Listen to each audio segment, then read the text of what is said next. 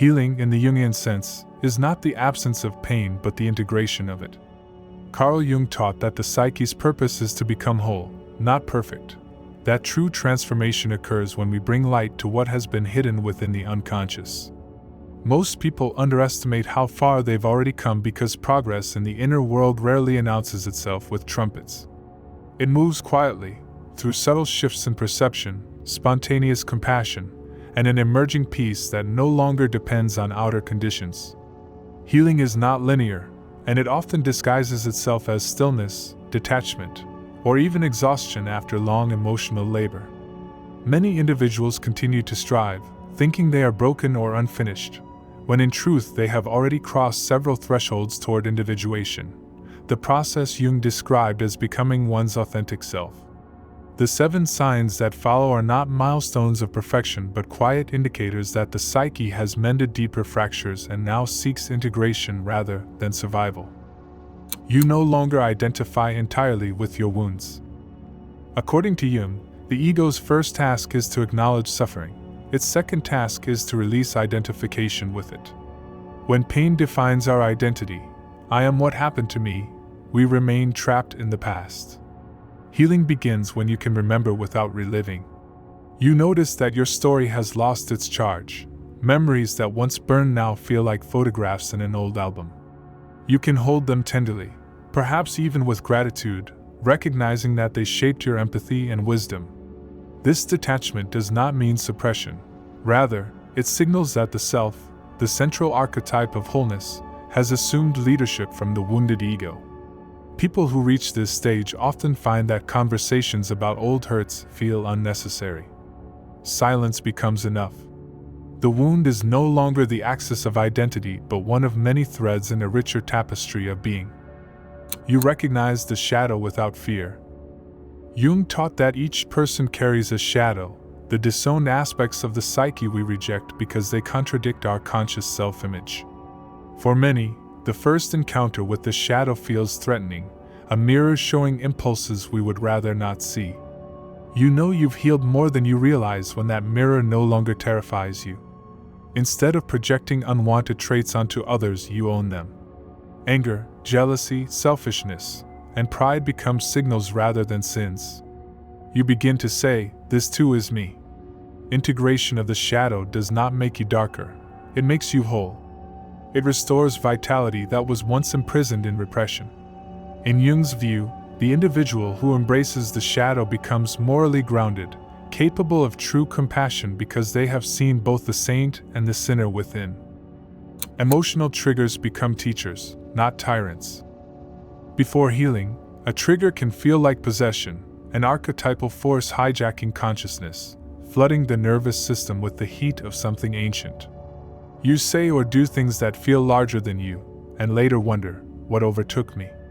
In truth, a trigger is not an intruder but a messenger, carrying the voice of an unmet need, a buried memory, or an emotion once deemed unsafe to feel.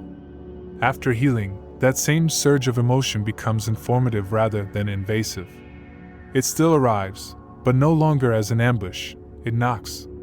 You feel the same tightening in the chest, the same rise of defensiveness or grief, but now there is space around it. You pause instead of react. You breathe before speaking. You ask, what part of me seeks expression through this feeling? Jung described neurosis as the pain of a soul that has not found its meaning. The trigger is one such pain, raw, symbolic, seeking interpretation.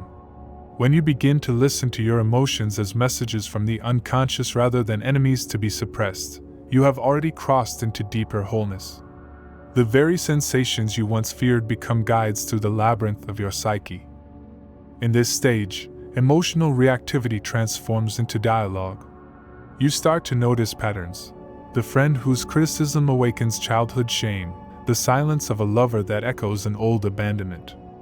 Each trigger reveals a doorway into forgotten territory, and by walking through it consciously, you recover fragments of your own soul. This reflective capacity, to witness your emotion rather than drown in it, is one of the surest signs of individuation. You no longer see discomfort as failure but as initiation. Each storm becomes an opportunity for greater awareness, each wave of emotion an alchemical process where instinct turns to insight. To be triggered, then, is not to regress but to be invited, to face, to integrate, to reclaim. The tyrant becomes the teacher. Chaos becomes communication.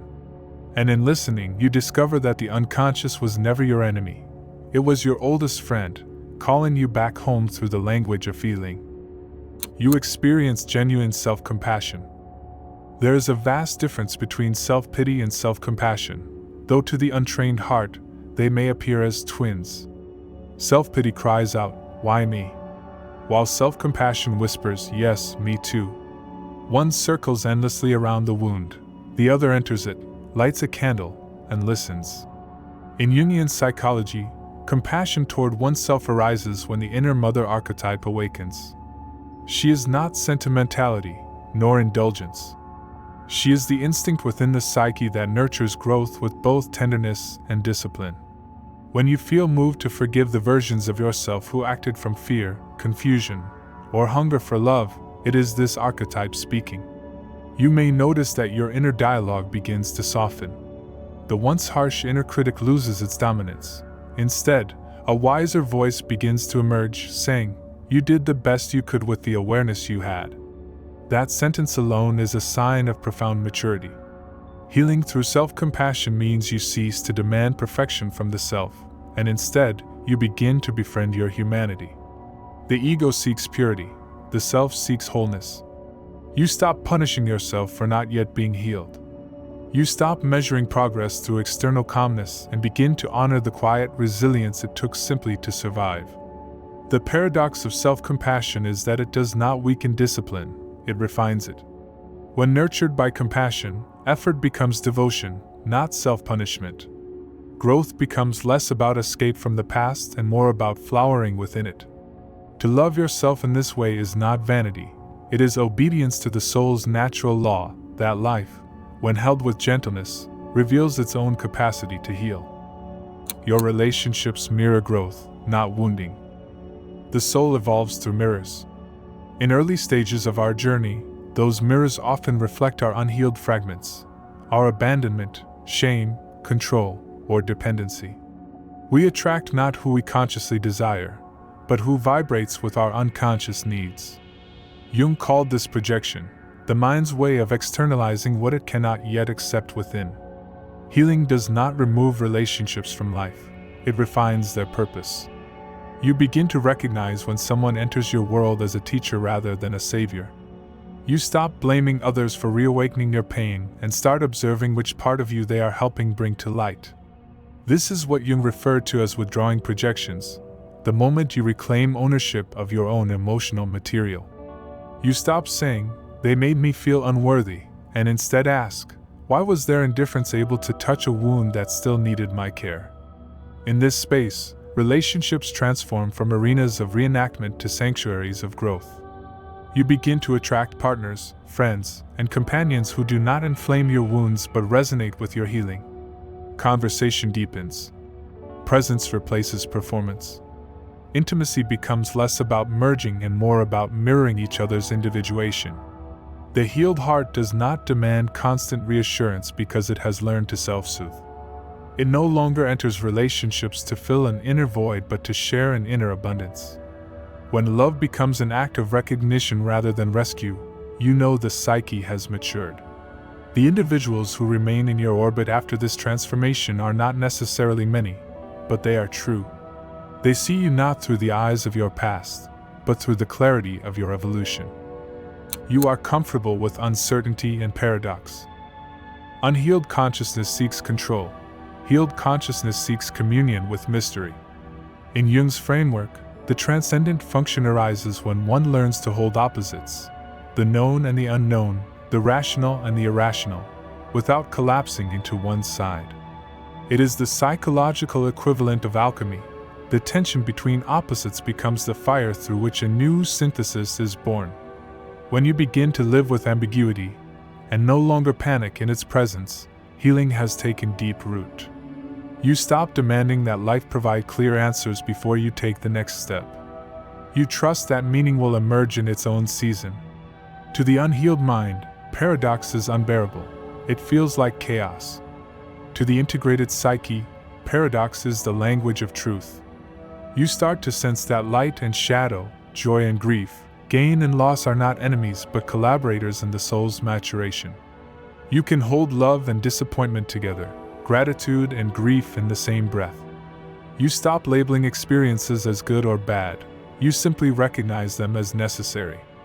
This comfort with uncertainty reveals that the ego has relinquished its tyrannical need to define everything. The self, in its wisdom, knows that life is not a problem to be solved but a mystery to be lived. Those who reach this point find an unexpected serenity, a willingness to say I don't know, but I trust. That trust is not naivety. It is the fruit of having survived enough collapses to realize that what falls apart is never the essence of who you are. You sense alignment with a deeper purpose. At the core of Jung's psychology lies the archetype of the self, the organizing principle of the psyche that guides us toward wholeness. The self is not the ego's ambition but the soul's calling. When healing reaches maturity, you begin to feel a subtle but unmistakable alignment with something larger than personal desire. Purpose no longer feels like a career choice. It feels like fate revealing its rhythm through your daily gestures. The ordinary becomes sacred. You sense invisible threads connecting inner growth to outer events. Jung called these moments synchronicities, meaningful coincidences that reflect harmony between psyche and cosmos. When you live in this state, you begin to perceive guidance not as instruction from outside, but as resonance within. You may notice how your intuition sharpens, how right opportunities arise without force, how time itself feels cooperative. The healed individual does not seek to impose will upon the world but to cooperate with it. They act not from compulsion but from alignment. The privilege of a lifetime is to become who you truly are.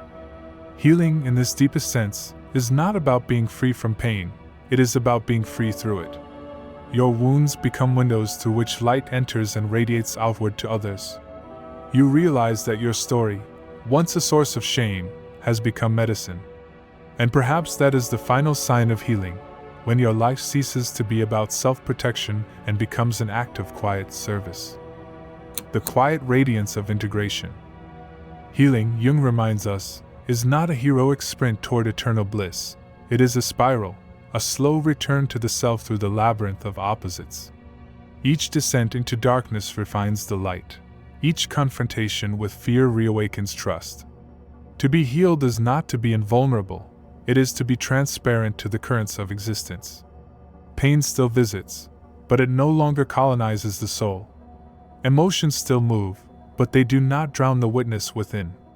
When you can stand in your complexity without collapsing into shame or superiority, when you can greet both ecstasy and emptiness as valid expressions of the same life force, you have entered what Jung might call the temple of individuation.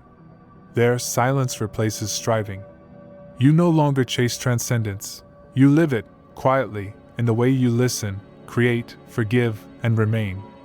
The self, once buried beneath years of persona and pain, begins to speak through your gestures, through your gaze, through the subtle peace that others feel in your presence. You discover that you never needed to become anything other than what you already were beneath the noise, a being of wholeness, learning to remember itself through time. Healing does not announce itself with fanfare.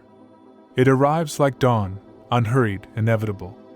And one day, perhaps when you least expect it, you realize that the search has ended. You are no longer surviving your story, you are inhabiting your soul.